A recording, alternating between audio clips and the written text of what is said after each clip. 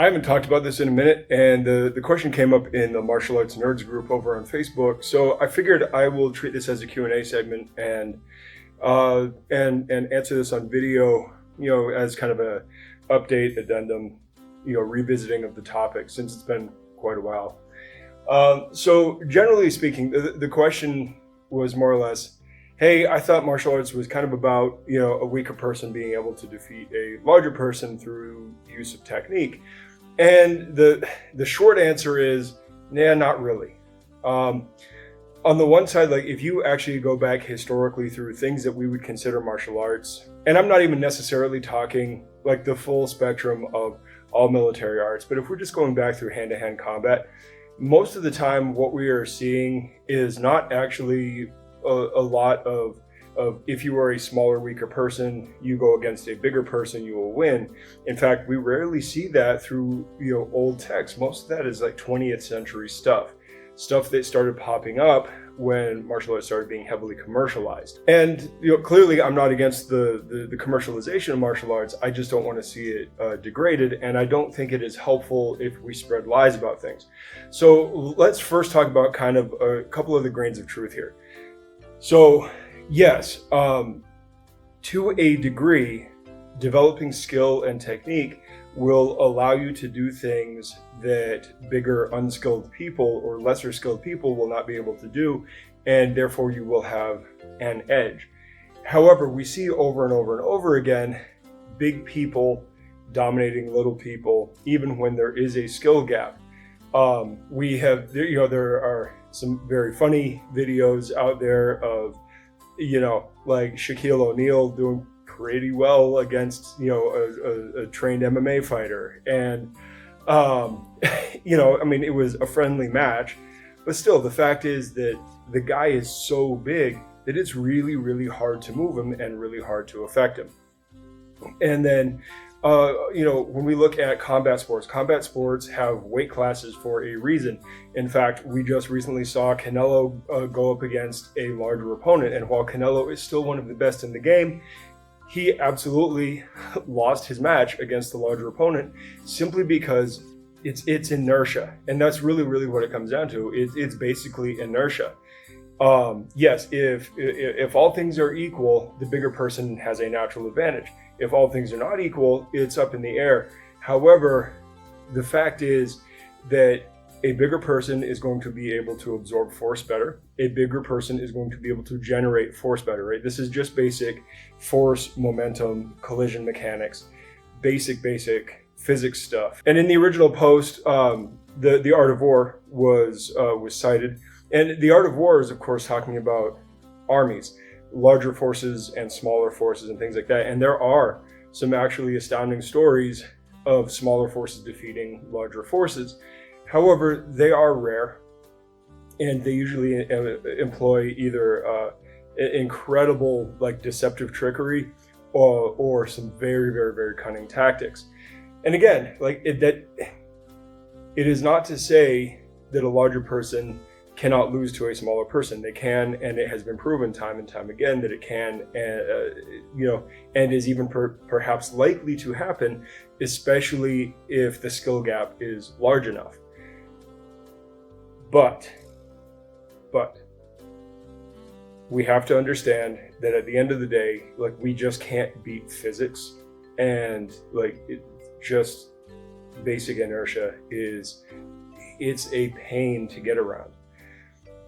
And that's why we tell people it's get faster, get stronger, get tougher, and to a degree get bigger. And if you can't get bigger, then you have to enhance those other qualities even more to make up for it, right?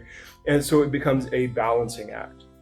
So that begs the question then, so then why are we training, right, if size still matters? And the fact is that there are some really, really good reasons to train. There's good secondary reasons, psychological reasons and stuff, and we've talked about that in the past. But let's just talk about the functional mechanical reasons. So number one, the biggest reason that we train technique is pretty much efficiency. We are trying to get the most bang for our buck out of the tactics, the techniques, the strategies that we utilize. We want them to be done in a way that costs us less and benefits us more. And we will come back to that shortly.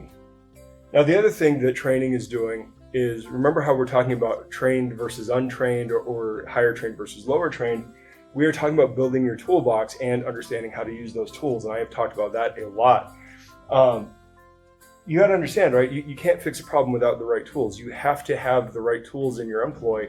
Otherwise, your successes are not going to be anything but kind of luck and luck of the draw context. And then, of course, you have to have the education of how to use the tools, because owning the tools is not the same as knowing how to use them.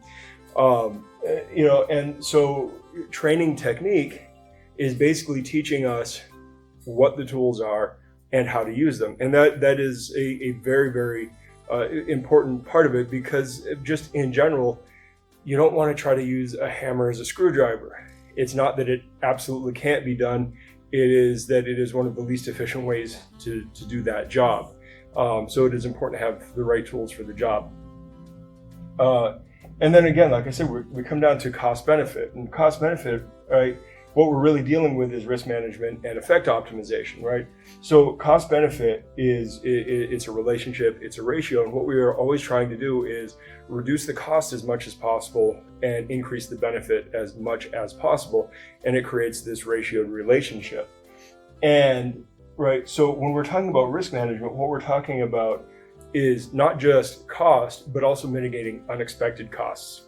Because we want to be able to deal with kind of the chaos of the natural world, of the field of application, where things happen that we didn't account for. And we want to have, resources in reserve that can deal with those unaccounted for things, right? So cost is not just the overall cost of like, it costs me this much energy to do something, or it potentially exposes me to injury or whatever, right? We have to deal with the risk management of it. And then, of course, effect optimization. And what we're trying to do is we're not always necessarily trying to maximize effect, because sometimes maximizing effect, in fact, increases cost beyond a sustainable realm. So oftentimes we're looking for an effect optimization where, like, if I'm trying to stun my opponent, if I'm trying to finish a submission, if I'm trying to off balance him for a takedown, if I'm trying to change his structure to distract him so that I can land a strike in a vulnerable spot, something like that, that's going to be all on the benefit side. And of course, you have to know how those relationships work. And so again, that really just feeds right back up into the efficiency problem. And that's what we're looking at is efficiency. So when we look at this, what we're really talking about is, like, when we're training martial arts, it really has nothing to do with being smaller or larger, weaker, stronger. What we're trying to do is find ways to make this ratio better in our favor versus our opponent and versus the context of the fight. Right. So something I want you to remember, and I talked about this a while back, right? When we talk about something working is not a single point on a scale. It is a range. And so, like, if in your green zone it works, that's going to be due to context and the tolerance of your technique. There's going to be a certain slop tolerance. Think of it like an AK-47 versus, an M4 or something like that.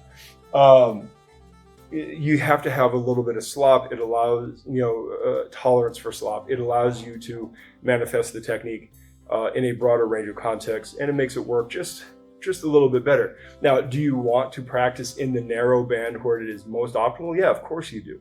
But you also want to know where, like, what you can get away with, because fights rarely ever allow you to do things in the perfect optimal zone.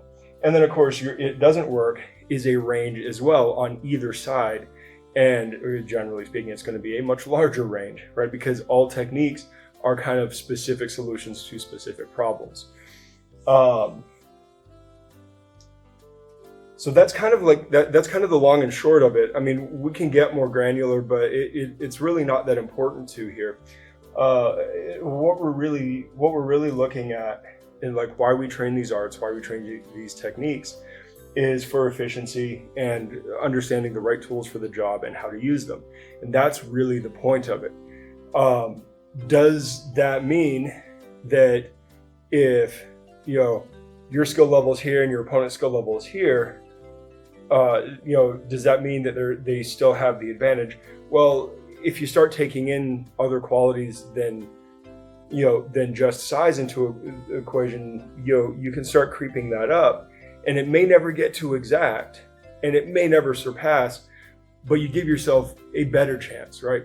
And so there's a my general way of looking at it is that it's not that you have to be the biggest person in the fight or the strongest person in the fight. It's that you have to be big enough, strong enough, right? You have to be able to effect the strategies and the tactics that you want to employ with enough effect. Now, here's the cool thing, right? One of the things that we talk about a lot when we talk about technique is not necessarily going force against force. We are rarely ever trying to stand in front of a freight train and stop it.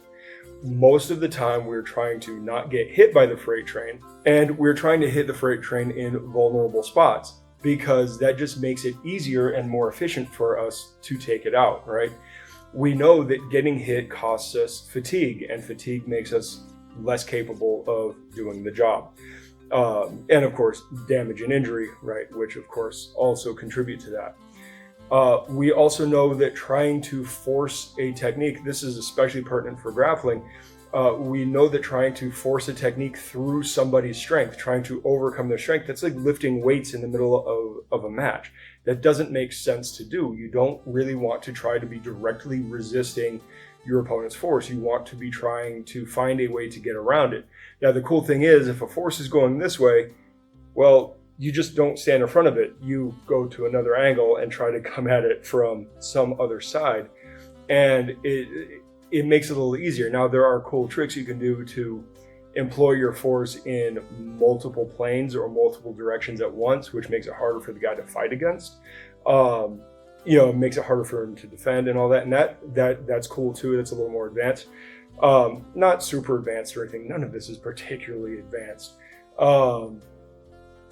But the fact is that, as a general rule, whether the freight train was your same size or bigger than you or smaller than you, you really don't want to be standing in front of it, because it's still going to be more costly to try to directly overcome the force than it is going to be to go around it and try to knock it off the tracks. It is far, far easier when you're not trying to overcome it, right? So this goes back to the inertia problem, right? And I want you to think of inertia more in the abstract.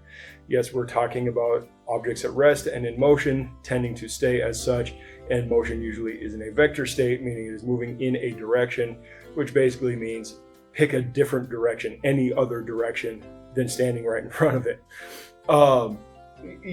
So really what we're talking about, the reason to train martial arts, the reason to train technique, the reason to build up a toolkit for this stuff is not because it gives you some sort of superpower to be able to overcome another person. What it does is it gives you the right tools for the job, gives you the education on how to use them, and it teaches you how to use them somewhat efficiently, even if the opportunity to use them at their most efficient doesn't manifest, because it gives you a range to work with. And that's part of why live play is important, because live play allows you to work within the range and not just drilling the ideal. So I think that's about as much as I can do for this for now. And maybe I will write an article on it later on our Substack. By the way, we have moved our articles over to Substack. Some of them will remain to be free. Some of them will be behind the paywall as a members section. And we will be adding actual training tutorial content to that in the very near future. So definitely go check it out. Sign up for free. It is painless. It serves as a newsletter, an article writing platform, and a membership site all in one. We are maintaining the website, but we're maintaining the website just as a marketing platform for the school, whereas the Substack will serve as our membership portal for people to actually get supplementary material, things they may have missed in class, or for people like you who don't live here, can't train with us, but still want in on some of our training. No, we can't offer you a black belt online. We will not do that. We believe in standards, but you can at least get the training material. So consider signing up. Costs you nothing up front, and the memberships are cheap if you decide to go premium.